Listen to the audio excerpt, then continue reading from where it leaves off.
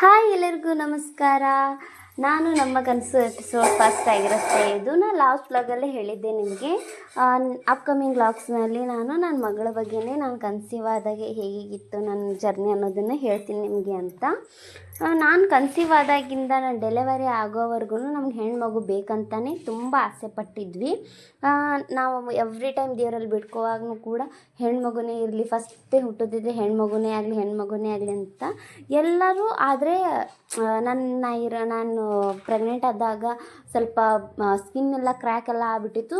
ಅದಕ್ಕೆ ಎಲ್ಲರೂ ಅಂದ್ಕೊಂಡಿದ್ರು ಬಾಯ್ ಬೇಬಿ ಆಗುತ್ತೆ ಅಂತ. ಬಟ್ ಆದರೆ ನಾನು ಲಾಸ್ಟಿಗೆ ಡೆಲಿವರಿ ಆಗೋ ಟೈಮಲ್ಲಿ ನಂಗೆ ಗೊತ್ತಾಯಿತು, ಅಂದರೆ ಡೆಲಿವರಿ ಆಗೋ ಟೈಮಲ್ಲ, ಡೆಲಿವರಿ ಆಗೋ 1 ವೀಕ್ ಹೀಗೆಲ್ಲ ಮುಂಚೆನೇ ನನಗೆ ಹೆಣ್ಮಗು ಆಗುತ್ತೆ ಅಂತ ಗೊತ್ತಾಯಿತು.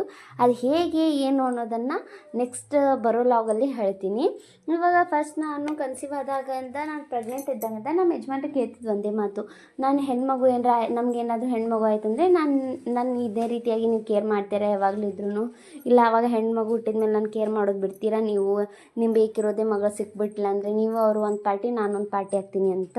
ಬಟ್ ಅವ್ರು ಯಾವಾಗಲೂ ಹೇಳೋರು, ನನಗೆ ಯಾವಾಗಲಿದ್ರು ಫಸ್ಟ್ ಪ್ರಯಾರಿಟಿ ಏನಾದರೂ ಇದ್ದರೆ ನೀನು ಮಾತ್ರ ನನಗೆ, ಅವರೆಲ್ಲ ಸೆಕೆಂಡ್ರಿ, ನಿನ್ನಿಂದ ಅವರಿಂದ ನೀನೇನಲ್ಲ, ಅದಕ್ಕೆ ನನಗೆ ನೀನೇ ಯಾವಾಗಲಿದ್ರು ಫಸ್ಟ್ ಪ್ರಯಾರಿಟಿ ಕೊಡೋದಿದ್ದರೆ ನಿನಗೆ ಕೊಡ್ತೀನಿ ಅಂತ ಹೇಳ್ತಿದ್ರು.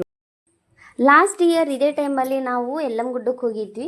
ಸವದತ್ತಿಗೆ ಹೋದಾಗೂ ಸಹಿತ ನಾವು ಮನೆ ದೇವರಲ್ಲಿ ಬೇಡ್ಕೊಂಡು ಬಂದಿದ್ವಿ, ನಮಗೆ ಹುಟ್ಟೋದಿದ್ರೆ ಹೆಣ್ಮಗುನೇ ಕೊಡಿ ದೇವರೇ ಅಂತ. ನಾವು ಅಲ್ಲಿ ದೇವರಲ್ಲಿ ಕೂಡ ಬೇಡ್ಕೊಂಡು ಬಂದಿದ್ವಿ ಕೂಡ. ಮತ್ತು ದೇವ್ರಿಗೆ ನಮಸ್ಕಾರ ಮಾಡುವಾಗ ಎಲ್ಲಿ ಹೋದ್ರು, ಯಾವ ಗುಡಿ ಎಲ್ಲಿ ಹೋದ್ರು ನಮ್ಮ ಯಜಮಾನ್ರು ಬೇಡ್ಕೊಳ್ಳೋದಂದೆ ಹೆಣ್ಮಗು. ನಮಗಾಗಿದ್ದು ಕೂಡ ಹೆಣ್ಮಗುನೇ. ನಾನಿವತ್ತು ಸ್ಯಾರಲಿಕ್ ಪೌಡ್ರ್ ಕೂಡ ಮನೆಯಲ್ಲೇ ಮಾಡಿದ್ದೆ, ಮತ್ತು ಇವತ್ತು ಸ್ವೀಟ್ ಪೊಟ್ಯಾಟೊ ತವಾ ಫ್ರೈ ಕೂಡ ಮಾಡಿದ್ದೆ. ಮಸ್ತಾಗಿ ಬಂದಿತ್ತು, ಮಸ್ಟ್ ಟ್ರೈ. ನಾನು ವೀಡಿಯೋನ ಅಪ್ಲೋಡ್ ಮಾಡಿದ್ದೀನಿ ಕೂಡ. ನೆಕ್ಸ್ಟ್ ವ್ಲಾಗಲ್ಲಿ ನನ್ನ ಫಸ್ಟ್ ಸ್ಕ್ಯಾನಿಂಗ್ ಯಾವ ರೀತಿಯಾಗಿ ಎಕ್ಸ್ಪೀರಿಯೆನ್ಸ್ ಇತ್ತು ನಂದು ಅಂತ ಹೇಳ್ತೀನಿ ನಿಮಗೆ.